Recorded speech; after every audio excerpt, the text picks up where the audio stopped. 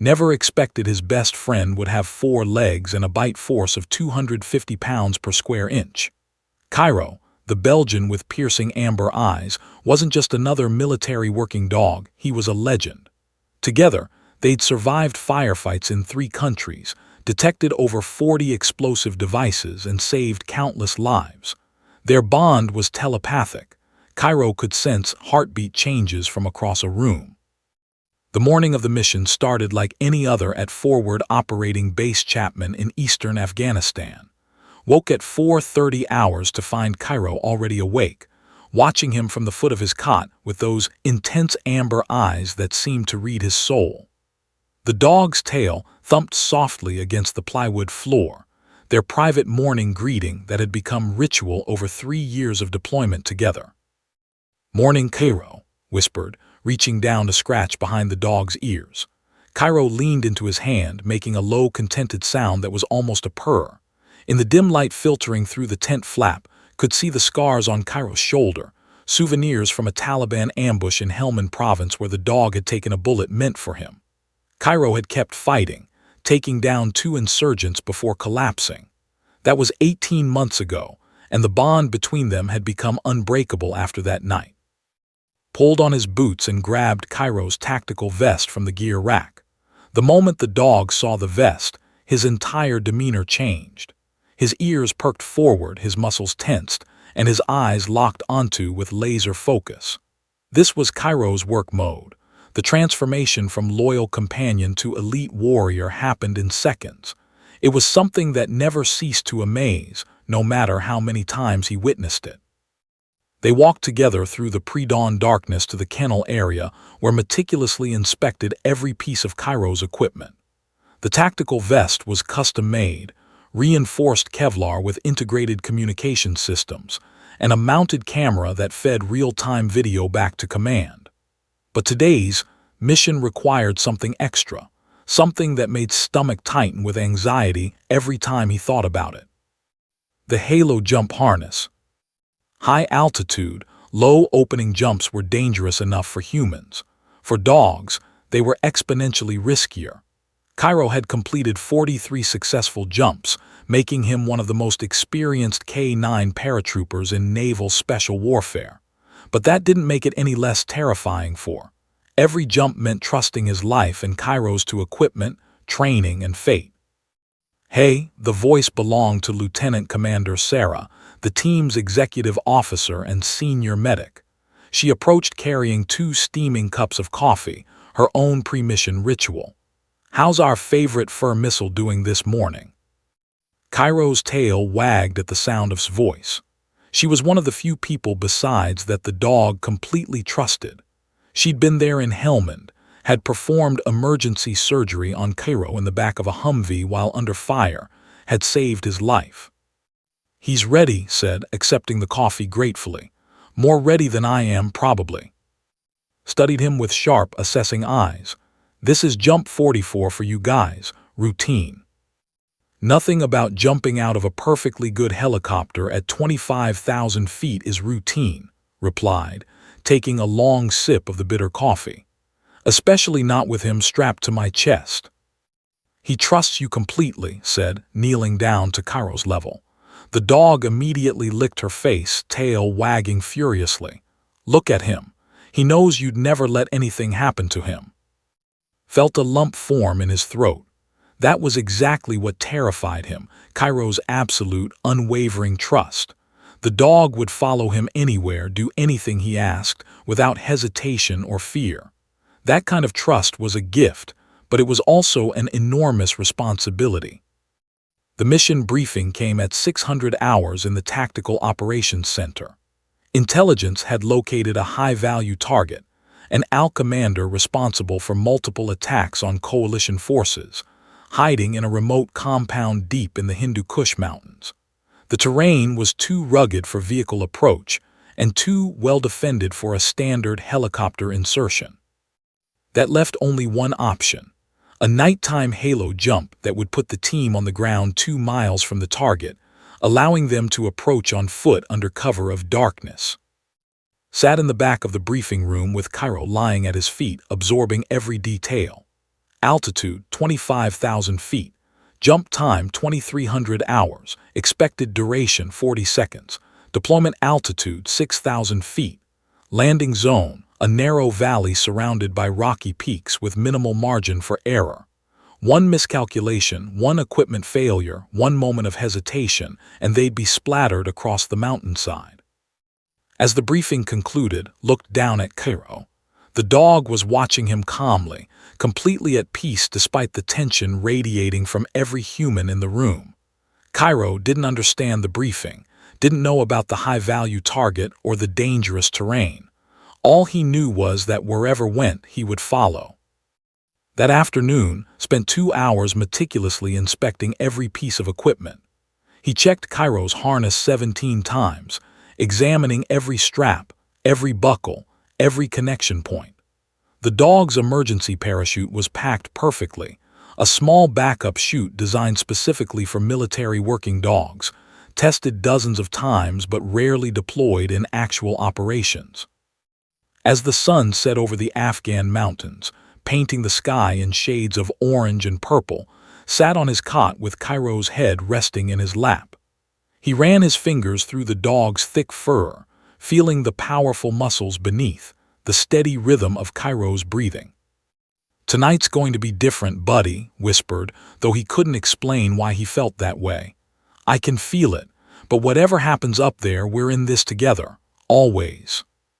Cairo's tail thumped against the cot, and his amber eyes looked up with complete trust.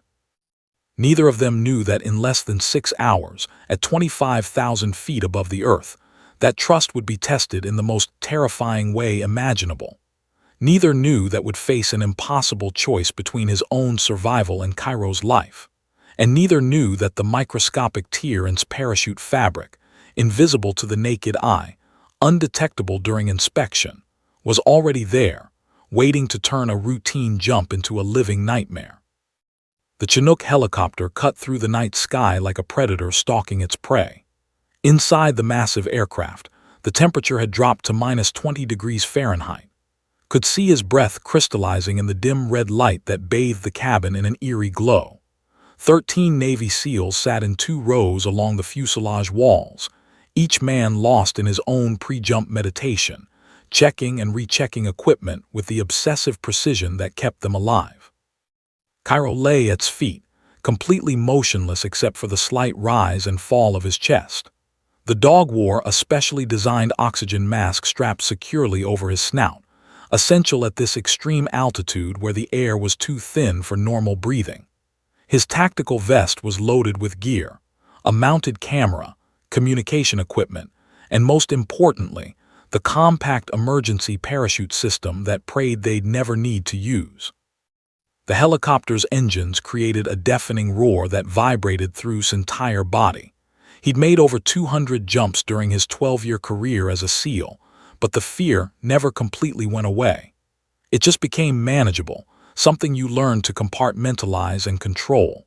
But tonight felt different. There was a tightness in his chest that had nothing to do with the thin air or the oxygen mask he wore. Reached down and placed his gloved hand on Cairo's head. Even through the thick tactical gloves, he could feel the warmth of the dog's body, the solid reality of his presence. Cairo's eyes opened immediately, those penetrating amber eyes that could spot an enemy from 100 yards away. The dog's tail twitched slightly, his version of a reassuring wag in the cramped, freezing space. 15 minutes. This voice crackled through his headset, barely audible over the engine noise.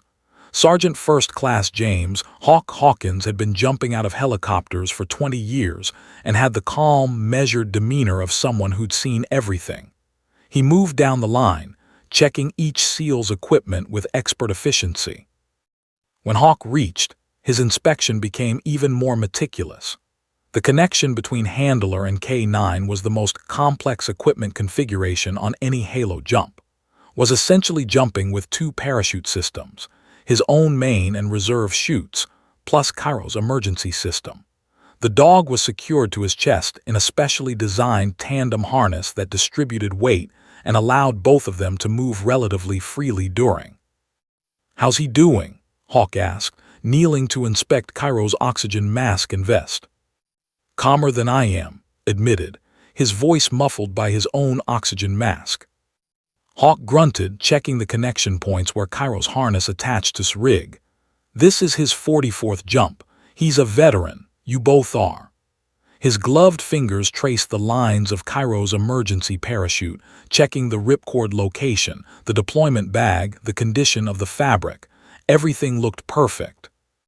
What neither of them could see was the microscopic tear deep within the folds of his main parachute.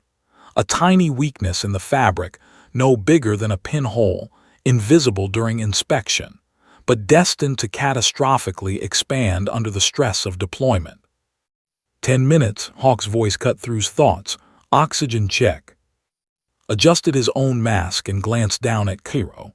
The dog's breathing was steady and controlled, his oxygen system functioning perfectly. During training, it had taken months to acclimate Cairo to wearing the mask, but now the dog accepted it as naturally as his tactical vest. The pilot's voice came through the headset. 5 minutes to drop zone. Approaching altitude. Weather is clear, winds are favorable at 12 knots from the northwest. Felt his heart rate accelerate. This was always the worst part, the final minutes before the jump when there was nothing to do but wait and think. He looked around at his teammates, was sitting across from him, her eyes closed in concentration. Next to her was Lieutenant Jake Spider, the team's communications specialist, methodically checking his wrist-mounted GPS for the 100th time. At the far end sat Chief Petty Officer David, no relation to, the team's most experienced demolitions expert, staring at the closed rear ramp with the 1,000-yard stare of a man who'd made this jump too many times to count. 3 minutes, Hawk called out. Stand up, equipment check. The SEALs rose as one, a synchronized movement born from endless training. Stood carefully, keeping his balance as the helicopter bucked slightly in the thin air. Cairo immediately rose with him, pressing against his legs. Could feel the dog's weight, about 75 pounds of pure muscle and loyalty, soon to be strapped directly to his chest. He began his own final equipment check, a ritual so ingrained it was almost automatic. Altimeter on his wrist, functioning. GPS, locked and tracking. Main parachute visually inspected, handle accessible. Reserve parachute secured, ripcord in place. Oxygen supply sufficient for the 42nd. Weapons secured but accessible. Radio operational. Then came Cairo's equipment. Knelt down, bringing his face level with the dog's. Cairo's tail wagged slightly, and despite the oxygen mask, could swear the dog was smiling. He checked the tactical vest one more time, ran his hands over every strap and buckle, tested the emergency parachute's ripcord location. Everything was perfect. Everything was ready.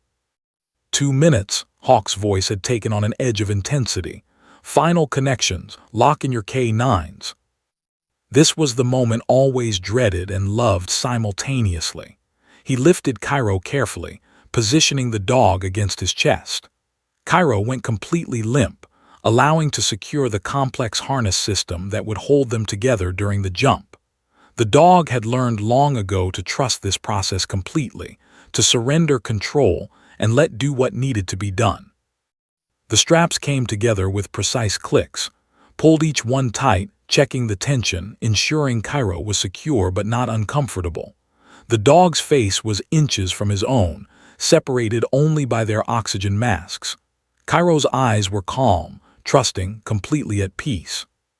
1 minute, Hawk positioned himself at the rear ramp controls. Prepare for depressurization.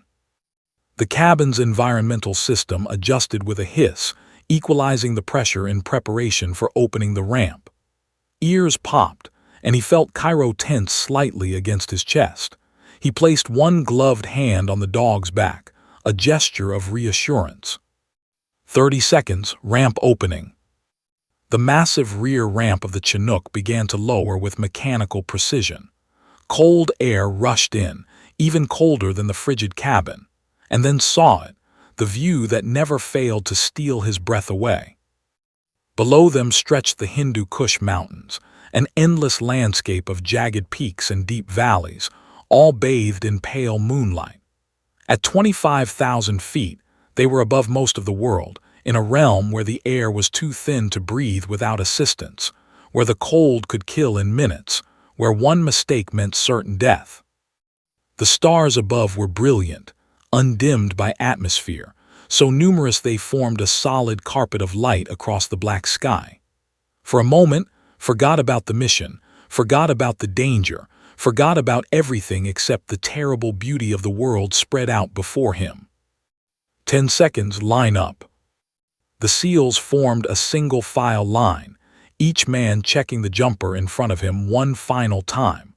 Was fifth in the order, far enough back to see others exit safely, close enough to maintain team cohesion during the descent.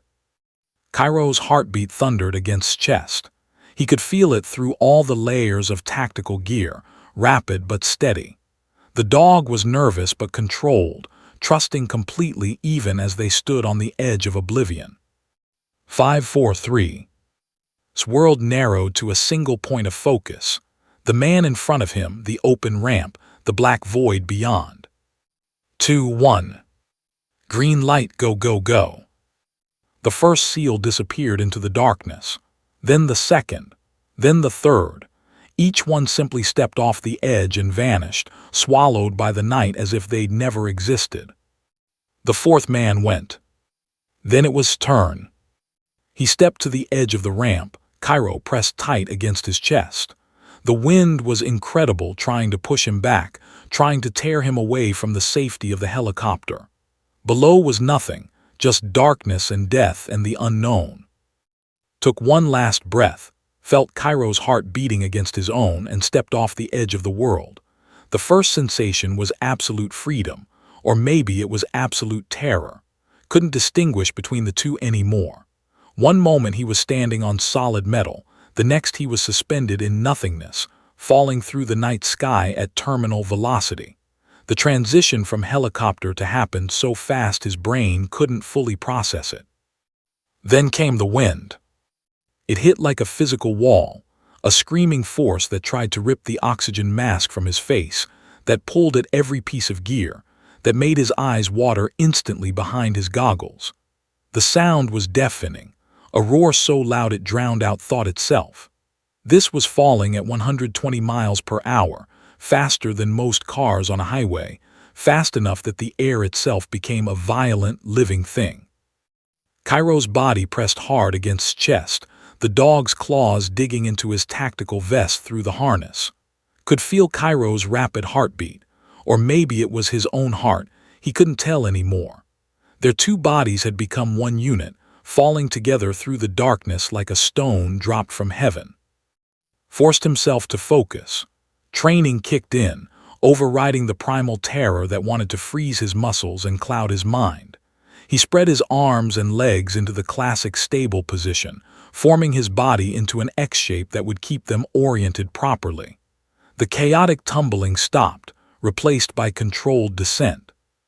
Through his night vision goggles, the world was painted in shades of green. Above him, could see the Chinook already disappearing, its navigation lights blinking as it banked away. Below stretched the mountains, jagged peaks that looked like the teeth of some massive beast waiting to devour them. And scattered around him in the darkness, barely visible, were the other members of his team, each a small figure falling through the void. His altimeter glowed on his wrist, 23,000 feet. 40 seconds of, that's all they had. 40 seconds before he needed to pull the ripcord and deploy his parachute. 40 seconds that would feel like both an eternity and an instant. Checked on Cairo without breaking his stable position. The dog had gone rigid against his chest, every muscle tensed, but his breathing remained steady through the oxygen mask. Good boy. Cairo had learned to simply endure to trust that it would end, to wait for the moment when the parachute deployed and the violent chaos transformed into peaceful gliding. 20,000 feet. The cold was incredible up here, even through his insulated gear. His fingers were already going numb inside his gloves. At this altitude, exposed skin would get frostbite in minutes. The temperature was probably 40 below zero, maybe colder. His breath created instant ice crystals that were torn away by the wind. The mountains below were getting closer, resolving into more detail through his night vision. He could see valleys now, dark shadows between the peaks. Somewhere down there was their landing zone, a narrow strip of relatively flat ground that would require precision to hit. Miss it by even 100 yards in any direction, and they'd be landing on rocks or slopes that could kill them just as surely as a failed parachute. 18,000 feet. His mind began running through the deployment sequence he'd practiced thousands of times. At 6,000 feet, he'd pull his main ripcord. The pilot's chute would deploy first, a small parachute that would catch air and pull out the main canopy.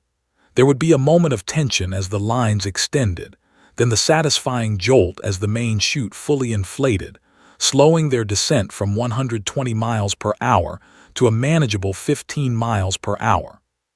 15,000 feet. Something felt wrong. Couldn't identify what it was, just an instinct, a tiny voice in the back of his mind screaming a warning he couldn't quite hear over the wind. He'd learned to trust that voice over 12 years of combat operations. It was the same voice that had made him change patrol routes seconds before an IED detonated. The same voice that had made him look left instead of right, spotting an insurgent who would have killed him. But what could be wrong? He checked his equipment again while maintaining stable position. Altimeter functioning, oxygen flowing, Cairo secure and breathing normally. Main parachute handle accessible, everything was perfect. 12,000 feet. The other SEALs were spreading out now, each one tracking away to ensure adequate separation for parachute deployment. Was off to his right, maybe 50 yards away. Spider was ahead and below. The team was maintaining good formation, everyone where they should be. 10,000 feet. His heart rate was increasing. Not panic. He was too well trained for that, but heightened alertness. Something was wrong. He could feel it in his bones, in the way the wind felt against his body, in some indefinable wrongness that his subconscious had detected but couldn't articulate. Cairo whimpered. The sound was barely audible over the wind, but felt it vibrate through the dog's chest pressed against his own. Cairo never whimpered during jumps. Never. The dog's training was too thorough, his trust too complete. But now could feel Cairo's body trembling, not from cold but from fear. Dogs could sense things humans couldn't. Everyone knew that.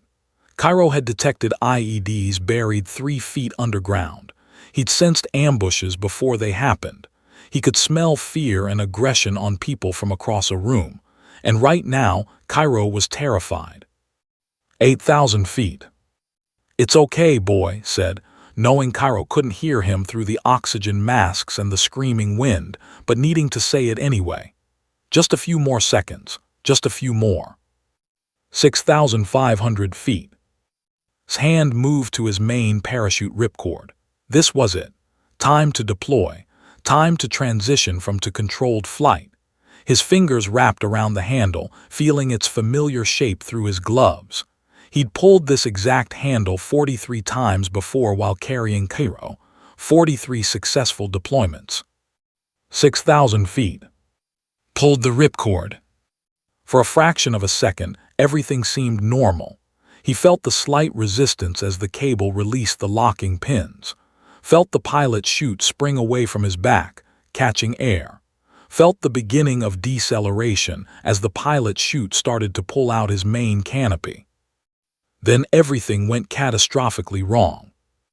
Instead of the smooth, progressive deployment he'd experienced hundreds of times, felt violent jerking.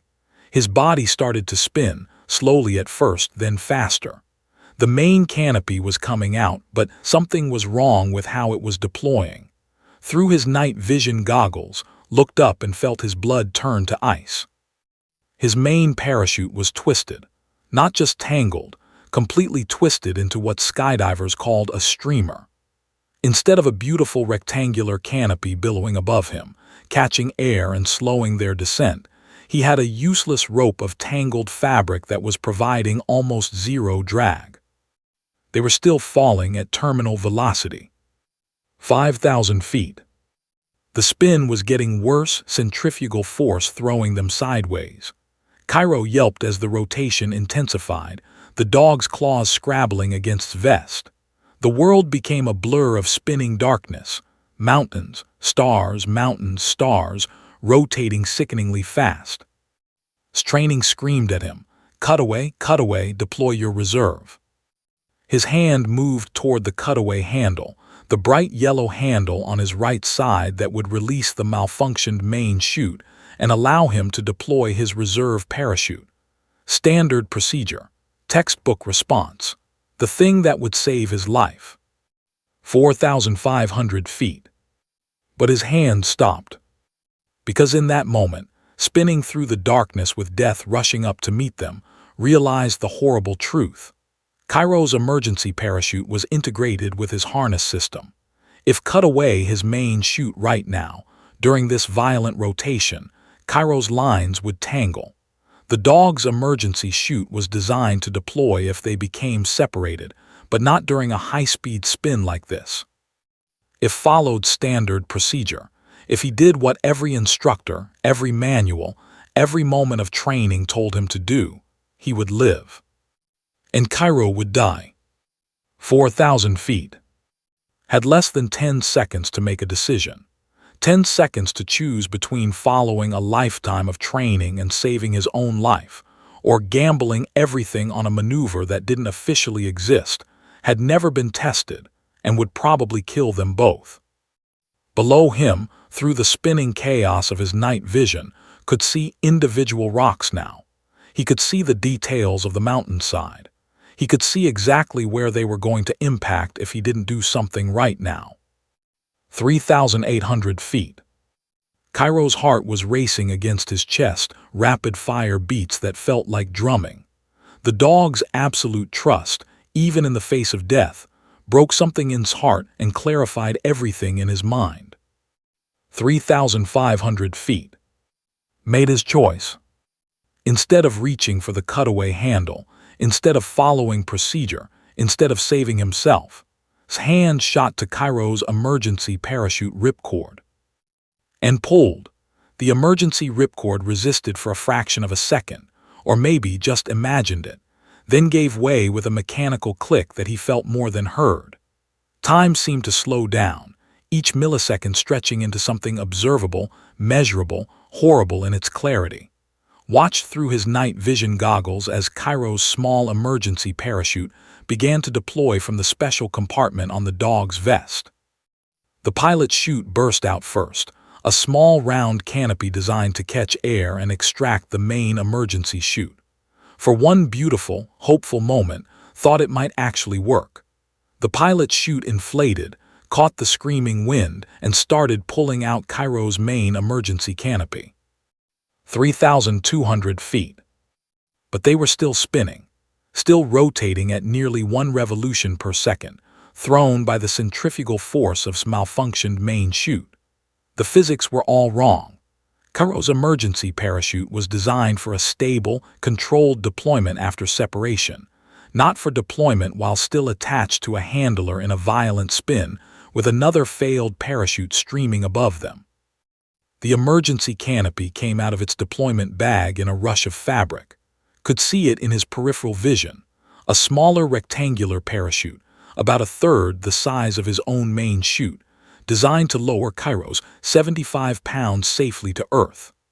Now it had to somehow help control the combined weight of nearly 300 pounds of man, dog, and equipment, all while spinning out of control. 3,000 feet. The emergency chute tried to inflate, felt a slight tug, a moment of resistance against their fall. Then the spinning became worse. The two parachutes, his failed main and Cairo's emergency, were fighting each other, creating competing forces that threw them into an even more violent rotation. Cairo was pressed so hard against his chest that he could feel every breath the dog took, every terrified beat of his heart. The dog's claws were fully extended, digging through the tactical vest, trying to hold on to something solid in a world that had become nothing but chaos and spinning darkness. "Hold on," screamed, though the words were lost in the wind, muffled by his oxygen mask, meaningless in the roar of their descent. "Just hold on, Cairo." 2,800 feet. Through the spinning chaos, caught glimpses of the other members of his team. Their parachutes had deployed normally, beautiful rectangular canopies glowing green in his night vision, drifting peacefully toward the landing zone. Was closest, maybe 200 yards away. Through his headset could hear radio chatter, voices asking questions, someone shouting his name. "Do you copy? We see a malfunction." "Two chutes deploying, that's not standard." "Is he in a spin? Confirm visual." Couldn't respond. All his concentration was focused on trying to control the uncontrollable, trying to stop the rotation that was making it impossible for the parachutes to function properly. He pulled hard on his risers, the thick straps connecting him to the parachute system, trying to steer, trying to stop the spin through sheer force of will.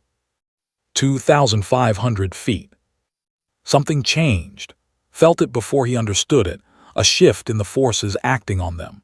Cairo's emergency parachute, still fighting against his failed main chute, suddenly caught a pocket of air differently. The spinning slowed just a fraction. Not stopped, but reduced from 1 revolution per second to maybe 1 every 2 seconds.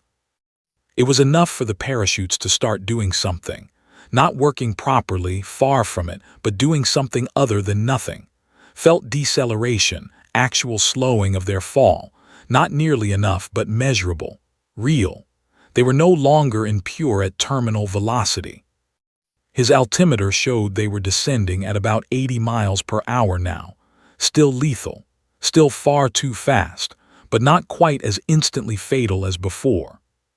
2,000 feet. His mind raced through calculations. At 80 miles per hour, they had maybe 25 seconds until impact. The landing zone was somewhere below, but there was no way they could reach it now.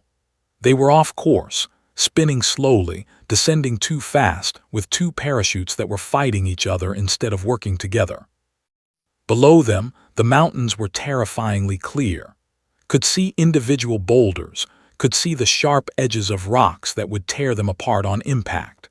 Could see narrow valleys and steep slopes, and nothing that looked remotely like a survivable landing zone. "We're not going to make it," thought, the words clear and calm in his mind despite the chaos. "This is how it ends." But even as the thought formed, another part of his brain, the part that had survived 12 years of combat, the part that had kept him alive through situations that should have killed him, refused to accept it. There had to be something, some way to improve their odds, some maneuver or technique or desperate gamble that might give them a chance. 1,800 feet. Looked up at the 2 parachutes tangled in some kind of unholy marriage above him.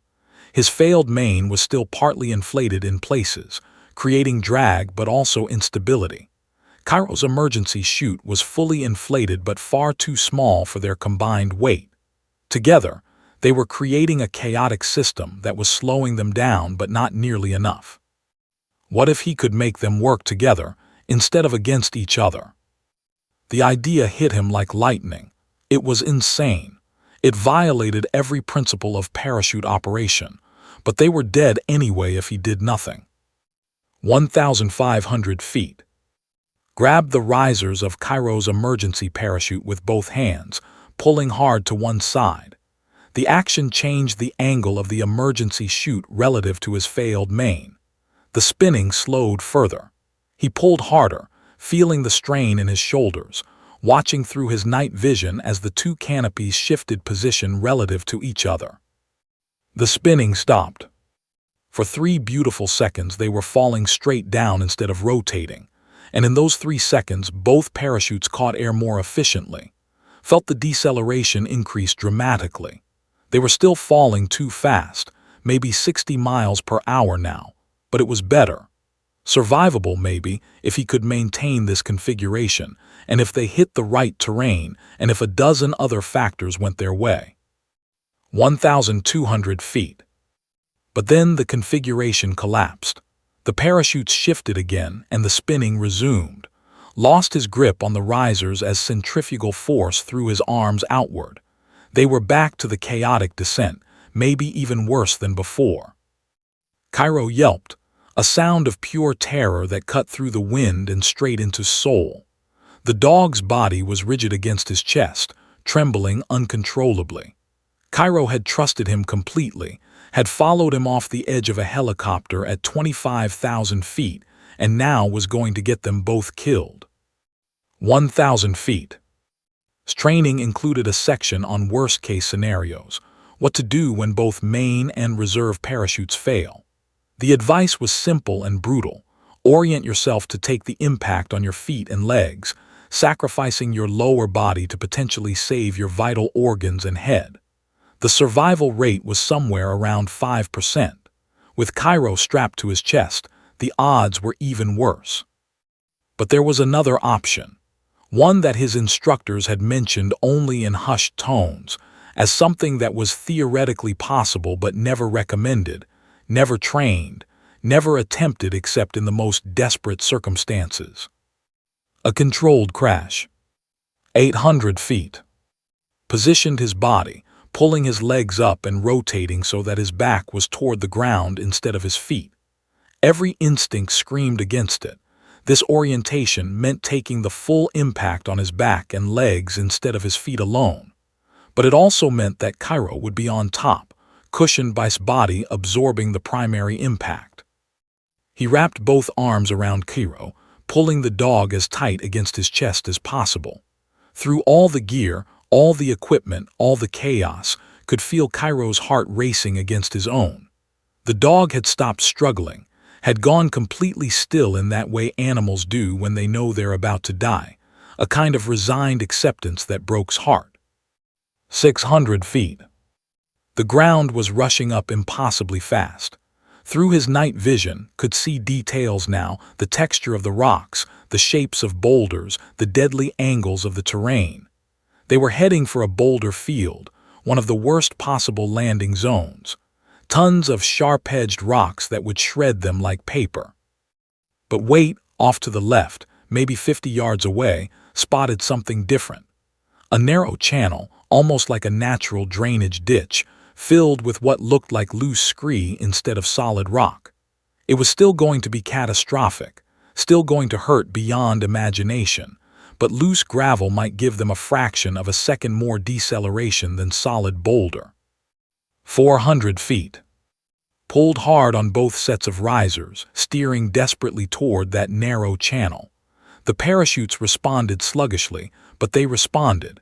He was descending at an angle now instead of straight down, covering horizontal distance as well as vertical. The channel was getting closer. 200 feet. "I'm sorry, Cairo," whispered, his words lost in the wind. "I'm so sorry, buddy, but I've got you. I promise I've got you." 100 feet. The channel rushed up to meet them. Could see individual stones now, could see exactly where they were going to hit.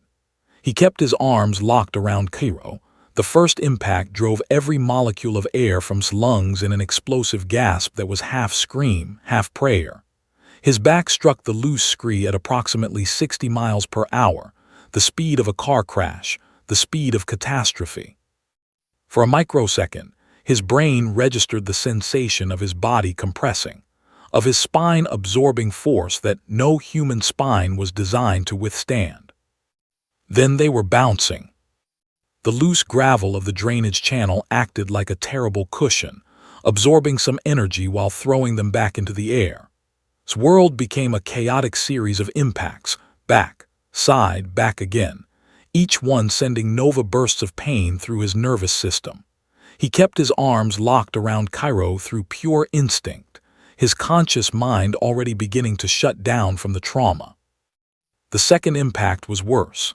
His right leg hit a partially buried boulder at an angle that sent a sound part crack, part crunch through his body. The pain was instantaneous and all-consuming, a white-hot spike that shot from his femur straight into his brain. His leg bent in a way legs weren't meant to bend. They tumbled, over and over, spinning through the loose rock like a throne by a giant.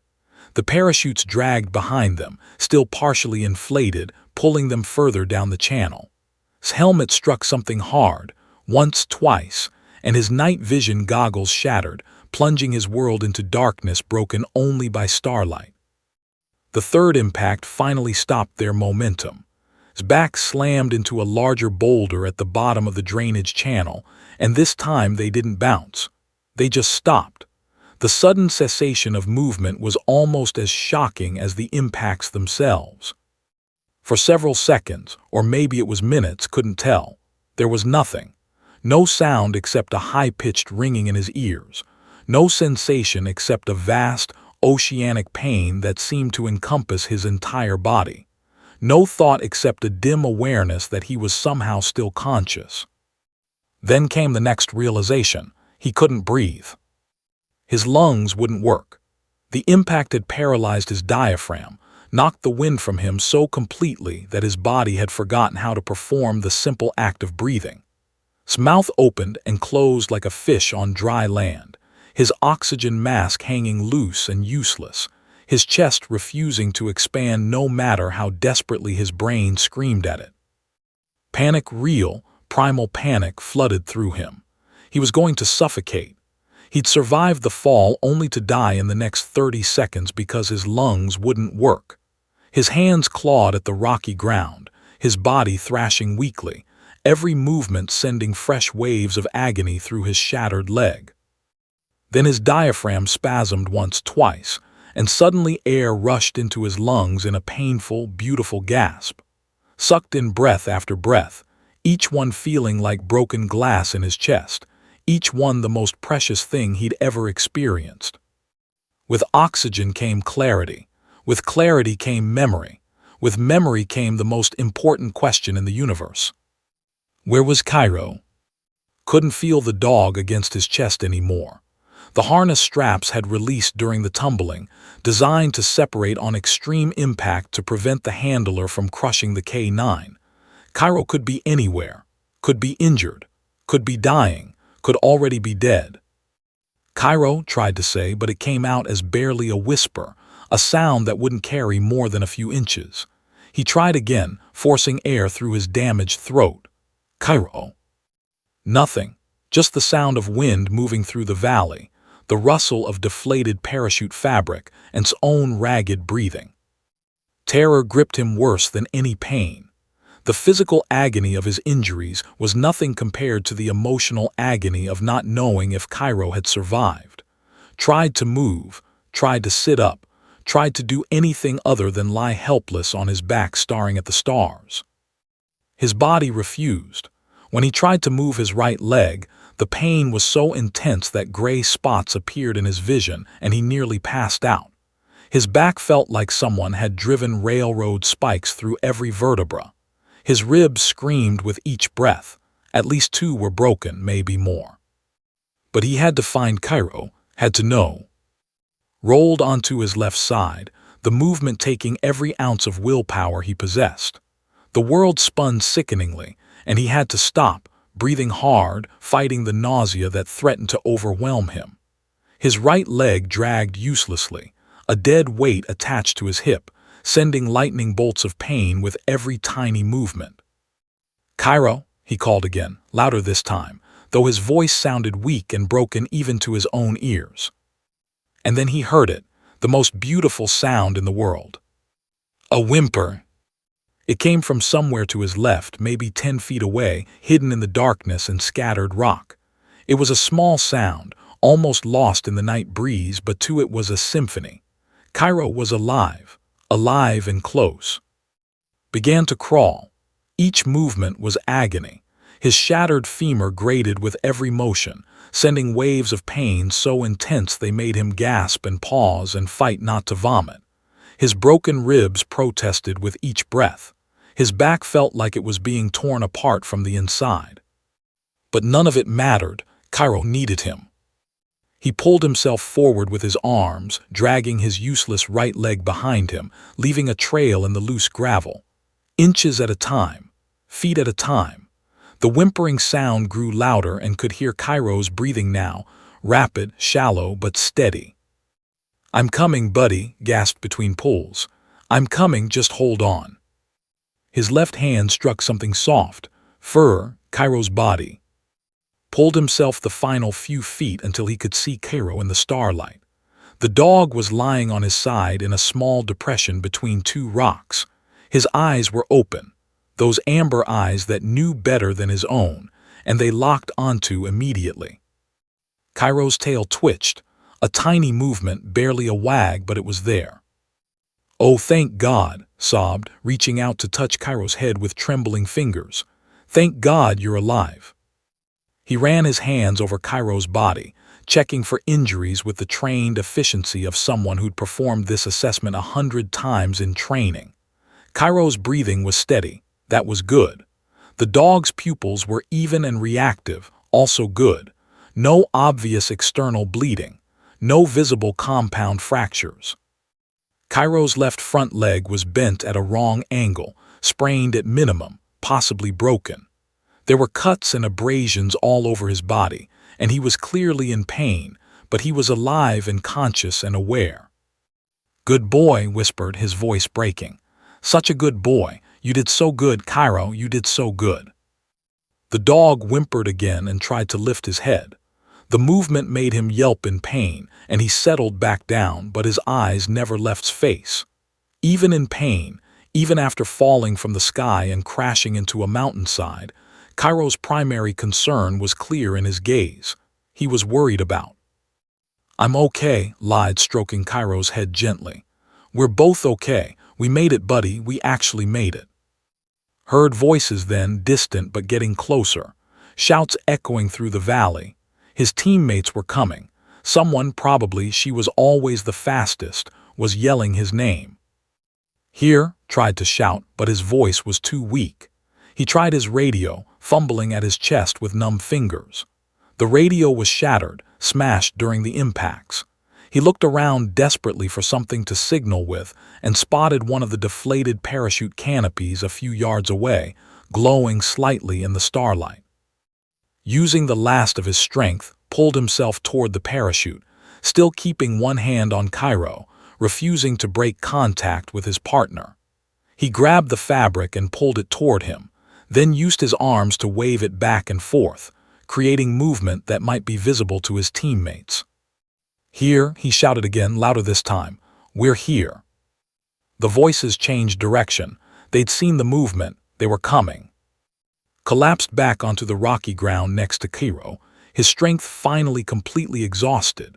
He kept one hand resting on Cairo's side, feeling the steady rise and fall of the dog's breathing.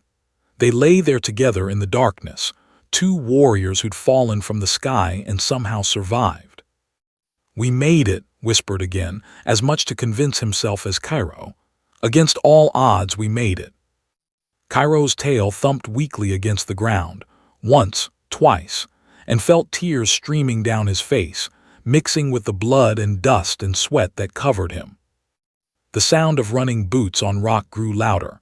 Lights appeared, flashlights cutting through the darkness. His voice, close now. I see them. They're both down but moving." More voices, more lights, the team converging on their position. Kept his hand on Cairo's side, kept his eyes on the dog's face, and waited for help to arrive. They'd survived the impossible. Whatever came next, injuries, recovery, consequences, they'd face it together. Just like always. The stars continued to shine overhead, indifferent and eternal, as the rescue began. Lieutenant Commander Sarah reached them first, sliding down the rocky slope with the controlled chaos of someone who'd done combat rescues in worse terrain. Her flashlight beam swept across the scene, taking in everything in a single professional glance. Lying in an unnatural position, his right leg bent wrong, blood seeping through his tactical pants. Cairo a few feet away, pressed against his handler's side, both of them covered in dust and blood and the unmistakable look of trauma. "Don't move," commanded, dropping to her knees beside. Her hands were already moving, trained fingers checking pulse points, assessing injuries with the efficiency of 15 years as a combat medic. "Either of you, can you hear me? Can you talk?" Cairo gasped, his hand still resting on the dog's side. Check Cairo first. I'm checking you first, said firmly, but her eyes flicked to the dog. Cairo was breathing steadily, conscious, watching her with those intense amber eyes. Not critical. On the other hand, was going into shock. She could see it in his pupils, in his skin color, in the way his breathing was becoming rapid and shallow. The rest of the team arrived in a rush of boots and equipment. Spider dropped his pack and immediately began setting up a portable light system. Chief started establishing a perimeter. Even in a medical emergency, security protocol never stopped. Hawk was already on the radio calling for medical evacuation. Chinook inbound, ETA 12 minutes, Hawk announced, his voice cutting through the organized chaos. They're prepping the medical bay now. 12 minutes. The golden hour of trauma care started the moment of injury. They were already 10 minutes into it, and 12 more minutes meant they'd be at 22 minutes before even got on the helicopter. Then another 30 minutes of flight time to the nearest field hospital. Every second mattered. Worked with practiced precision, cutting away tactical gear to assess the damage. His right femur was definitely fractured. She could feel the unnatural movement of bone fragments beneath the skin. Compound fracture, possibly. His breathing was shallow and painful, indicating broken ribs, maybe worse. His back might have compression fractures. The list of injuries was catastrophic. I need to stabilize your leg, said, meeting his eyes. This is going to hurt, a lot, but I need you to stay still, okay? Nodded, his jaw clenched so tight she could see the muscles standing out in his neck. His hand never left Cairo's side. Pulled an inflatable splint from her medical pack and began the process of immobilizing shattered femur. The moment she moved his leg to slide the splint underneath, screamed, a raw animal sound of pure agony that echoed through the valley. Cairo immediately tried to stand, tried to get to, whimpering in distress. Easy, Cairo said, her voice gentle even as her hands continued their work. I'm helping him, I promise. Spider moved to Cairo's side, placing a calming hand on the dog's head. Hey, buddy, she's got him. Your handler's going to be okay. He began his own assessment of Cairo's injuries while worked on. The inflatable splint hissed as pumped it up, creating rigid support around his broken leg. The pain was so intense that his vision grayed at the edges, his consciousness threatening to slip away. He fought against it, fought to stay aware, because if he passed out, he couldn't make sure Cairo was taken care of. 3 broken ribs, possible pneumothorax on the right side, announced, her hands moving to his chest. She pulled out a stethoscope, listening to his lung sounds. Breathing is diminished on the right. Spider, hand me a chest seal now. Chest seal? Voice was weak, confused. A chest seal meant she thought one of his broken ribs had punctured his lung. That was bad. That was potentially fatal if not treated quickly. Precautionary, lied smoothly, though her eyes told a different story. She could hear the distinctive sound of air escaping where it shouldn't be. His lung was compromised. Not collapsed yet, but getting there. She applied the chest seal with expert efficiency, creating an airtight barrier that would prevent his lung from fully collapsing. Gasped as the seal went on, then found it slightly easier to breathe. Slightly. Cairo? He asked again, his voice barely a whisper. Sprained left front leg, multiple lacerations, possible bruised ribs, Spider reported, running his hands carefully over Cairo's body. Nothing life-threatening. He's a tough little warrior, just like his handler. The dog whimpered but held still for the examination, his training overriding his instinct to flee from pain. Spider wrapped Cairo's injured leg in a compression bandage, working with the same efficiency was showing with. Vitals, called out, checking her watch, 8 minutes until the helicopter arrived. Chief had taken over monitoring's condition with a portable medical scanner. Heart rate elevated at 142, blood pressure dropping, 90/60 and falling. Respiration shallow at 28 per minute. He's definitely going into shock. Was already moving, pulling out an IV kit. She needed to get fluids into immediately to combat the shock, to keep his blood pressure from dropping any further. Her hands moved with the unconscious grace of someone who'd done this procedure hundreds of times under fire, in dust storms, in the backs of moving vehicles. "Small stick," she warned, sliding the IV needle into his left arm. He barely flinched. Either he was that tough or he was fatting, probably both. The IV bag went up, gravity pulling life-saving fluids into his bloodstream. "Stay with me," commanded, lightly slapping his cheek. His eyes had started to drift closed. "Don't you dare check out on me now. You survived a 60-mile-per-hour impact. You don't get to quit on me now." Tired mumbled, his eyes struggling to focus. "I know you are, but you need to stay awake. Talk to me. Tell me about Cairo. Tell me about your first mission together." It was a trick, keeping trauma patients talking, keeping them conscious. His mouth moved, words coming slowly, his voice fading in and out. "Afghanistan, 2 years ago, he saved my life, took a bullet." "That's good, keep going. What happened next?" But's eyes were closing again. The combination of shock, pain, and sheer exhaustion was pulling him under. Checked his vitals again, blood pressure still dropping despite the IV fluids. Not good. "Where's that damn helicopter?" she snapped. 6 minutes out, Hawk responded. "They've got a full surgical team standing by at the field hospital." 6 minutes, an eternity in trauma medicine. Cairo suddenly struggled to his feet, despite Spider's gentle attempts to keep him down. The dog limped over to, dragging his injured leg, and pressed his nose against his face. The cold, wet touch made his eyes flutter open. "Cairo," he breathed, and his hand lifted weakly to touch the dog's head. Cairo whined, a sound so heartbreaking that even the hardened seals around them felt their throats tighten.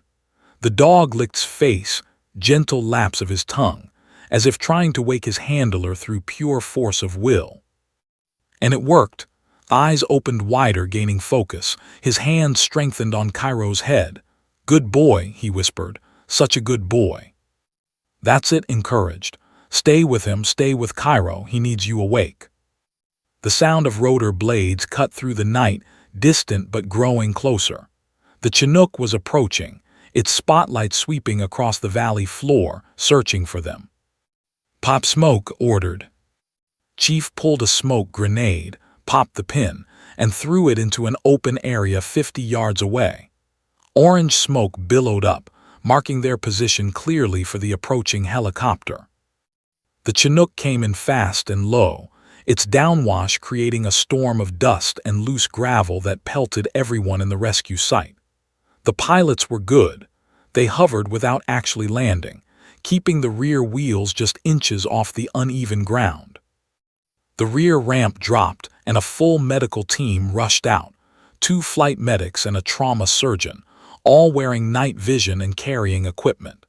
They'd been briefed en route and knew exactly what they were dealing with.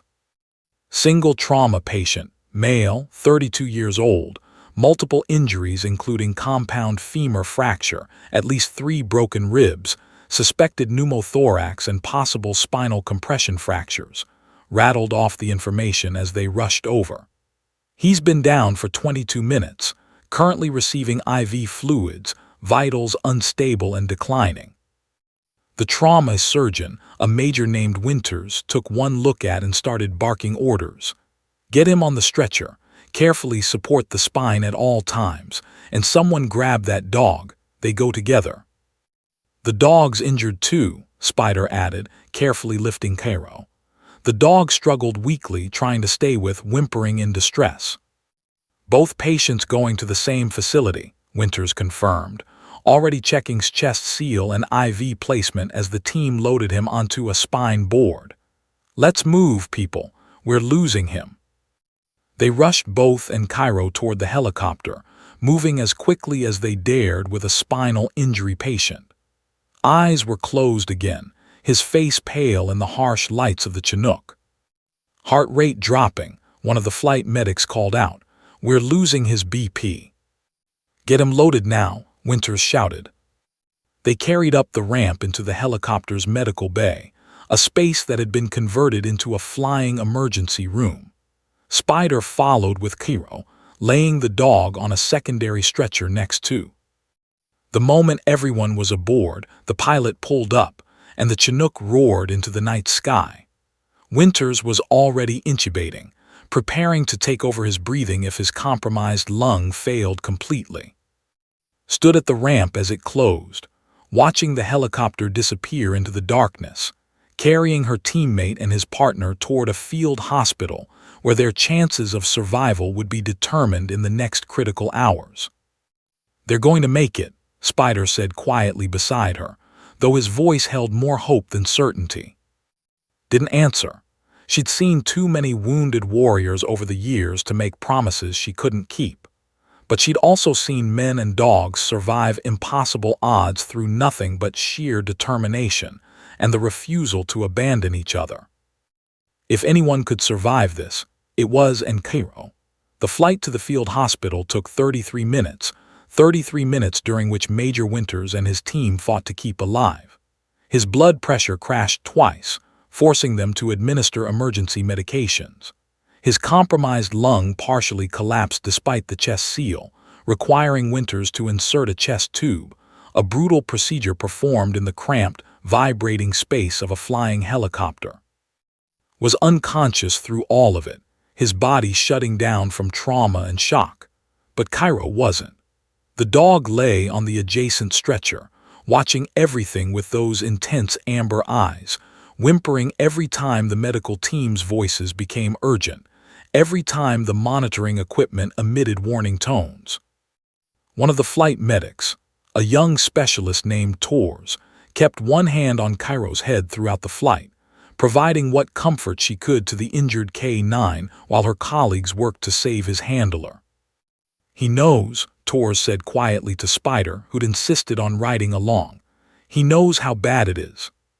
Spider nodded, his jaw tight. He'd served with for 8 years, had watched the bond between handler and dog grow into something that transcended normal partnership. They're connected, always have been. The Chinook touched down at forward operating base at 1:47 hours. The field hospital's trauma team was waiting, 2 surgeons, an anesthesiologist, 4 nurses, and a complete surgical suite prepped and ready. They had off the helicopter and into the operating room in under 90 seconds. Cairo tried to follow, dragging his injured leg, barking frantically as the doors closed between him and. Spider had to physically restrain the dog, holding him gently but firmly as Cairo struggled against him. "I know, buddy," Spider said, his voice breaking slightly. "I know, but they're going to fix him. They're going to fix you both." The veterinary team arrived moments later. The base didn't have a dedicated military working dog hospital, but they had 2 veterinary technicians who'd been roused from sleep and briefed en route. They examined Cairo quickly, confirming Spider's initial assessment: sprained front left leg, multiple lacerations, severe bruising across his ribs, but nothing immediately life-threatening. They sedated Cairo gently, enough to ease his pain and anxiety, but not so much that he'd be completely unconscious. The dog's eyes stayed half open, fixed on the door where had disappeared, even as the drugs pulled him into a twilight state. In the operating room, the fight for life intensified. The lead surgeon, Colonel Hayes, had 30 years of experience and had seen every kind of combat injury imaginable, but even she was impressed by the extent of trauma. "Compound fracture of the right femur with significant bone fragmentation," she announced for the surgical record. "Multiple rib fractures, I'm counting 5, possibly 6. Pneumothorax right side currently managed with chest tube. Compression fractures of L1, L2, and L3 vertebrae. Extensive soft tissue damage. Multiple contusions and lacerations." "How did he survive the fall?" one of the nurses asked, the question that everyone was thinking. "I have no idea," Hayes admitted, her hands already working to stabilize the femur. "This is consistent with a 60-mile-per-hour impact. He should be dead. They both should be." The surgery lasted 7 hours. Hayes and her team worked with meticulous precision, inserting a titanium rod into his femur to stabilize the fracture, repairing internal bleeding, ensuring his partially collapsed lung could reinflate properly. The spinal compression fractures couldn't be surgically repaired. Those would have to heal on their own, with time and prayer that there was no permanent nerve damage.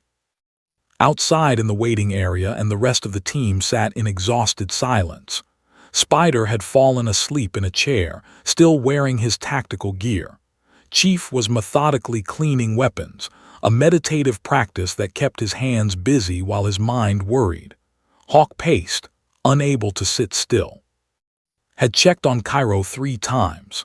The dog was resting in the veterinary clinic, his leg splinted and bandaged, his lacerations cleaned and sutured.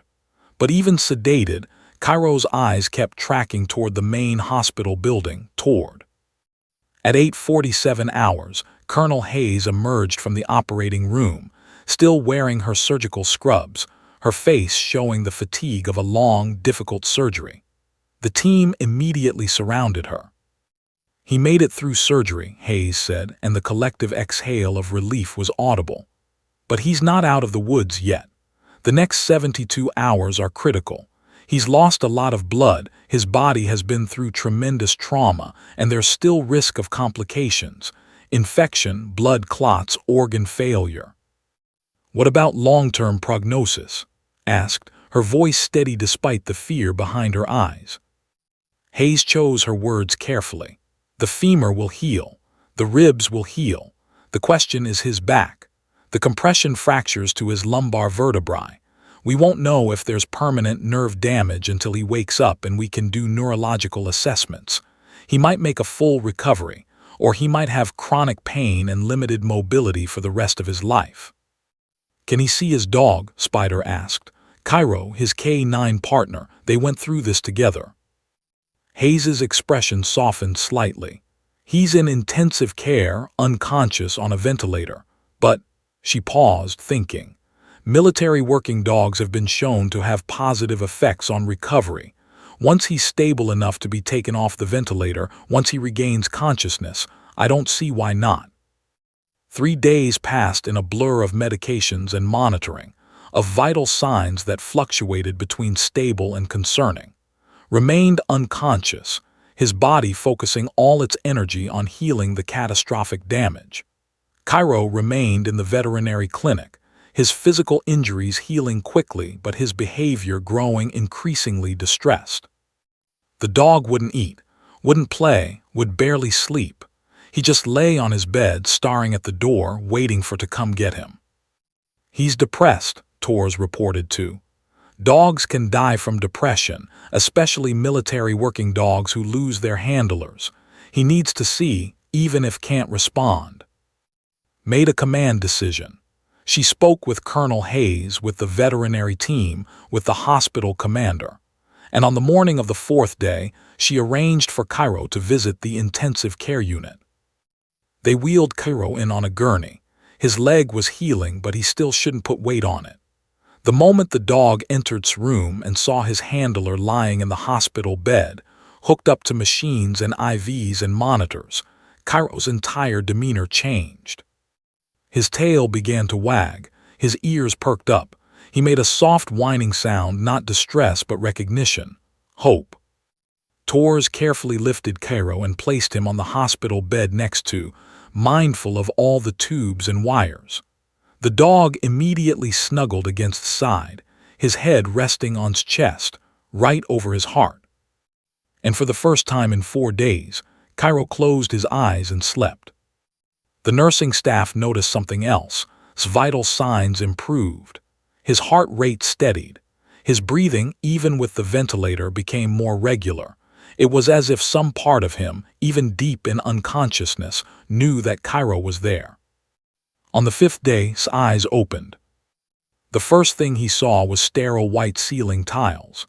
The second thing he felt was pain, a vast, comprehensive pain that seemed to encompass his entire body. The third thing he noticed was weight on his chest, a familiar, comforting weight that didn't make sense in a hospital. turned his head slowly, fighting through the fog of medications and unconsciousness, and saw Cairo curled against his side. The dog's eyes opened immediately, as if he'd been waiting for exactly this moment. Their eyes met, amber and brown, and Cairo's tail began to thump against the hospital bed. Cairo tried to say, but his throat was raw from the ventilator tube that had been removed just hours earlier. It came out as barely a croak. Cairo didn't care. He lifted his head and licked his face, gentle and careful, as if he understood that his handler was fragile, broken, healing. A nurse rushed in, alerted by the change in his vital signs. "You're awake," she said, relief evident in her voice. "Welcome back, Senior Chief. You've been out for 5 days." Cairo managed to ask, his hand lifting weakly to rest on the dog's head. "He's fine," the nurse assured him. "Sprained leg, some cuts and bruises, but he's going to make a full recovery, thanks to you. They're saying you saved his life up there." Shook his head slightly, the movement sending spikes of pain through his damaged back. "He saved mine," he whispered. "He always does." The nurse smiled, checking his vital signs, making notes on his chart. "Colonel Hayes will want to examine you. Can you feel your legs? Can you wiggle your toes?" The question sent ice through his veins. That was the neurological assessment Hayes had mentioned, checking for nerve damage from the spinal compression fractures. If he couldn't feel his legs, couldn't move them, it meant the damage was permanent. Focused, sending mental commands down to his feet. For a terrifying moment, nothing happened. Then slowly, painfully, his left toes moved. Then his right. "Yes," he gasped, relief overwhelming him. "I can feel them. I can move them." "That's excellent news," the nurse said, and could hear the genuine happiness in her voice. "That's really excellent news." Colonel Hayes arrived within minutes, conducting a full neurological examination. Could feel touch in both legs, could move all his toes, could flex his ankles. The spinal compression hadn't caused permanent paralysis. The road to recovery would be long and painful, but it was possible. "You're incredibly lucky," Hayes told him after completing her examination. "By all rights, you shouldn't have survived that fall, and your decision to deploy the dog's emergency chute while keeping yours attached, that was either the bravest thing I've ever heard or the craziest. Maybe both." "Had to protect my partner," said simply, his hand never leaving Cairo's head. The dog had settled back down, content now that his handler was awake and talking. Hayes smiled. "Well, you did. You both protected each other. That's partnership." 6 months later, stood in front of a classroom at Naval Special Warfare Center in California. His right leg still ached when the weather changed, and he'd probably always walk with a slight limp. His back would never be what it was before that night in the Hindu Kush. But he was standing. He was walking. He was alive. And so was Cairo. The Belgian sat at attention beside him, his amber eyes scanning the room full of new K9 handler candidates. Cairo's left front leg had healed completely, leaving only the faintest trace of a limp that was barely noticeable unless you knew to look for it. The scars on his body had faded beneath his thick fur, but the bond between dog and handler, that had only grown stronger.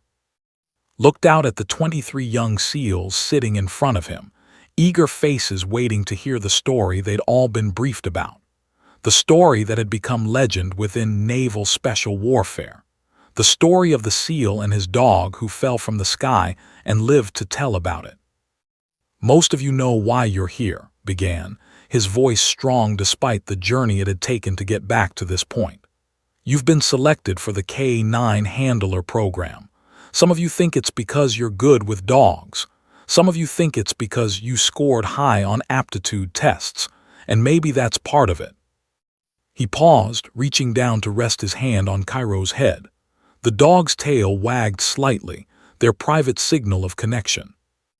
"But the real reason you're here is because someone somewhere decided you're capable of forming a bond that goes beyond training, beyond tactics, beyond even survival instinct.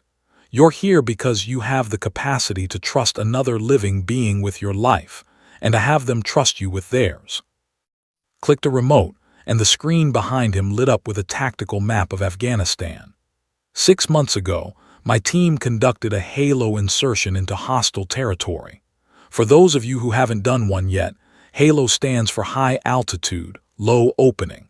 You jump from 25,000 feet, and for about 40 seconds before deploying your chute at 6,000 feet. He clicked again, and the screen showed a photo of Cairo in his jump gear. This is Cairo. He's made 44 successful Halo jumps, more than some humans I know. On jump number 44, something went wrong. The room was completely silent. Everyone had heard versions of the story, but hearing it from himself was different. My main parachute malfunctioned, continued, his voice steady despite the memories flooding back. It deployed as what we call a streamer, twisted, tangled, providing almost zero drag. Standard procedure in a malfunction is simple. Cut away the failed main chute and deploy your reserve. It's drilled into you from day one. Cut away. Deploy reserve. Survive. He paused, letting the weight of the next word settle in the room. But Cairo's emergency parachute was integrated with my harness system. If I'd cut away during that violent spin, his chute would have tangled. He would have fallen to his death while I deployed my reserve and lived. Saw the understanding dawn on several faces, the impossible choice, the terrible mathematics of survival. I had about 10 seconds to decide, he said quietly. 10 seconds to choose between following every moment of my training, every instinct that told me to save myself, or gambling on a maneuver that didn't officially exist, a maneuver that would probably kill us both.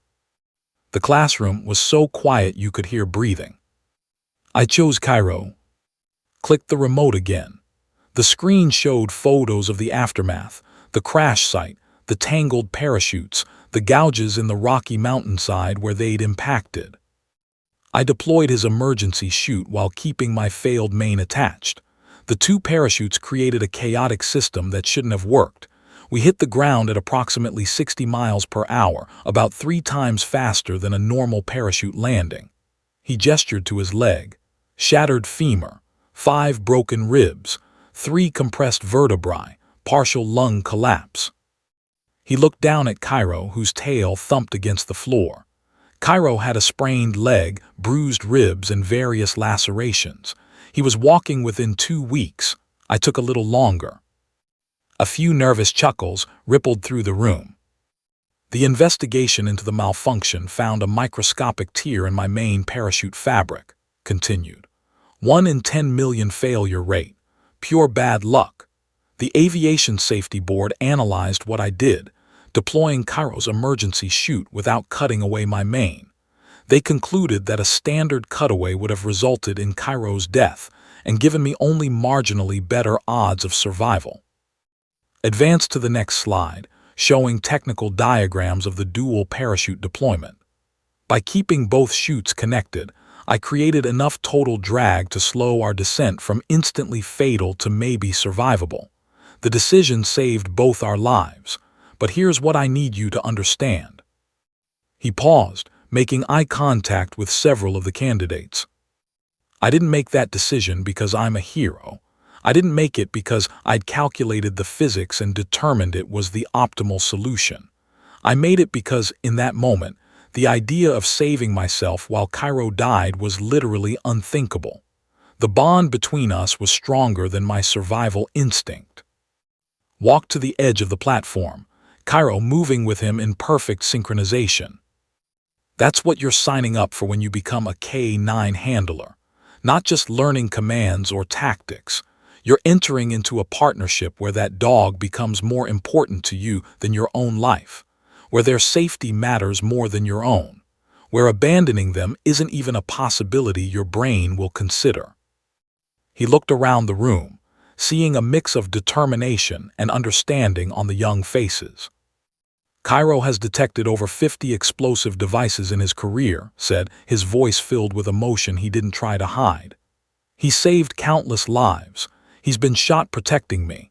He's jumped out of helicopters, cleared buildings under fire, and tracked enemies through terrain that would break most humans. But that night over Afghanistan, he didn't do any of that. He just trusted me. Completely. Absolutely. Without reservation. His voice grew quieter, more intense. That trust is sacred. It's the foundation of everything we do with military working dogs. They trust us to feed them, train them, lead them into danger, and bring them home safely. And we have to honor that trust, even when it means making choices that defy logic, defy training, defy our own survival instinct. Cairo stood up, sensing the emotional weight of the moment, and pressed against his leg. Scratched behind the dog's ears, that familiar gesture of connection they'd shared thousands of times. After the accident, the doctors told me I'd probably never be cleared for active combat again, said. My back will never be the same. I'll probably always have pain. But you know what? I'd make the same choice again, every single time. Because Cairo isn't just a dog, and he isn't just a military working asset. He's my partner, my brother in arms, my friend. He looked directly at the class. If you can't understand that, if you think you could ever prioritize your own life over your K9's life, then this program isn't for you. And there's no shame in that. It takes a specific kind of person to form this bond. But if you can understand it, if you feel it in your gut, then welcome to the most rewarding, challenging, terrifying, and beautiful partnership you'll ever experience. Click to the final slide, a photo of him and Cairo taken just last week. Both of them healthy, both of them whole, both of them together. The bond between Handler and K9 isn't just about training, concluded. It's about trust that goes deeper than words. It's about loyalty that exceeds reason. It's about love, and yes, I said love, that makes you do impossible things. That night, falling through the darkness at terminal velocity with a failed parachute, I learned that this bond isn't just strong enough to survive combat. It's strong enough to survive death itself. Cairo's tail wagged, and the dog looked up with those amber eyes that had watched him wake up in a hospital bed, that had been there through every painful step of recovery, that would be there for whatever came next. Questions asked. A hand went up in the back. A young SEAL, maybe 23 years old, his face serious. Senior Chief, do you have any regrets about that night, about the choice you made? Didn't hesitate. Not a single one. Cairo and I went into that helicopter together, jumped together, fell together, survived together. That's how it's supposed to work. That's the bond. Another hand. Are you and Cairo still cleared for duty? Smiled, though there was sadness in it. No, we both retired from active combat operations, but we're serving in a different way now, training the next generation of K9 teams, making sure they understand what this partnership really means. He looked around the room one last time.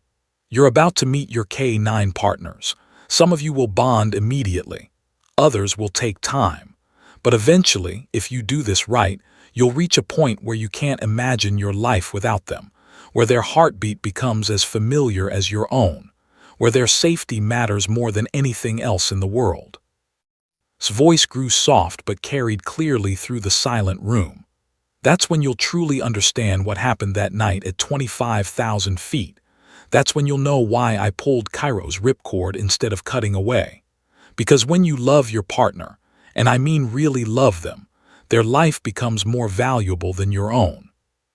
Cairo stood up on all four legs, completely healed now, and the entire class spontaneously stood and applauded.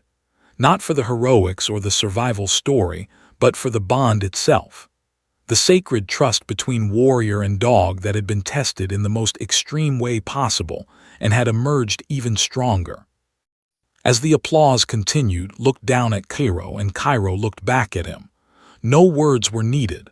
They had fallen from the sky together, had death together, and would face whatever came next together. Always together. That was the bond, that was everything.